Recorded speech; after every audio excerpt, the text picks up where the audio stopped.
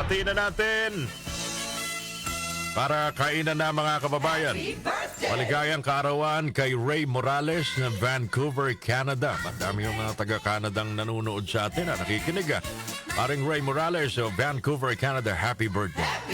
Maligayang kaarawan din kay Lolo Redentor Dalistan. Aba, taga saan ho ang Dalistan? Lolo Redentor, maligayang kaarawan. Ganon din. Happy birthday, Mercy Flores ng San Roque, Paumbong, Bulacan. Nanay Mercy, maligayang kaarawan. Happy 63rd birthday, Tess Balagtas ng Canada. O sabi ko sa inyo, extension ng Pilipinas yung Canada. Mga kababayan, Nanay Tess Balagtas of Canada, happy birthday. Bacana man. Happy birthday! Sino bang kasabay nyo nagdiriwan ng kaarawan ngayon sa ating lipunan? Yung ating kasama sa industriya, Maria Reza. Maligayang kaarawan, Ma'am Maria Reza ng Rappler. Birthday din ngayon mga kababayan ng basketballistang si Benji Paras. Walay hasul. Happy birthday!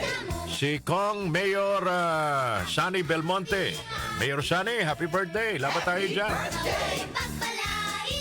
Si Ginoong Adel Tamano. Sounds familiar? Adel Tamano, Ka-Adel, happy birthday, Ka-Adel. Balikan natin ang kasaysayan ng ating bansa. Pinanganak ngayong araw na ito sa Malabon. Sino mga taga Malabon dito? No? Babaho ng ano dyan, ng pansit at saka crispy pata ni Nanay Judy Ann. October 2, 1863, mga kababayan. The first Filipino to become director of the defunct Philippine Constabulary, PC. Mga kababayan, pinanganak ngayong araw na ito sa Malabon. Malabon, Rizal, sa mga panahon na yon. Walang iba kundi si Rafael Crame. Happy birthday! Bilang pagpupugay sa kanya nagawa sa ating bansa, pinangalan ho ang Camp Crame sa kanya. Alright. Maligayang kaarawan din mga kababayan kay Ginoong Julian Felipe. Si Lolo Julian. Kilala niyo ba si Julian Felipe?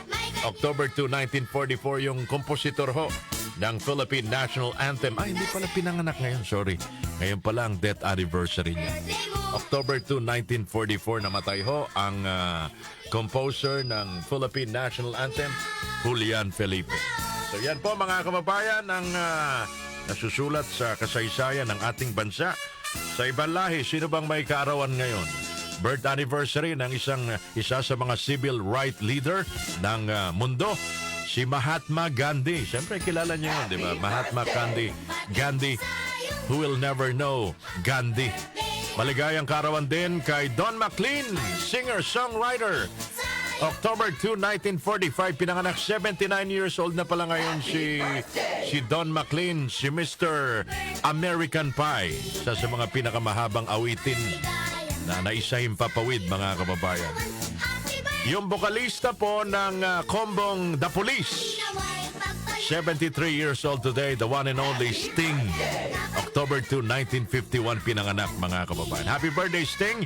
Happy birthday, Don McLean. Yan po yung mga buhay na buhay pa sa mga panahong ito sa industriya ng musika. Sa lahat po naman nagdiriwa ng kaarawan today, happy birthday. Enjoy your day because it's your birthday.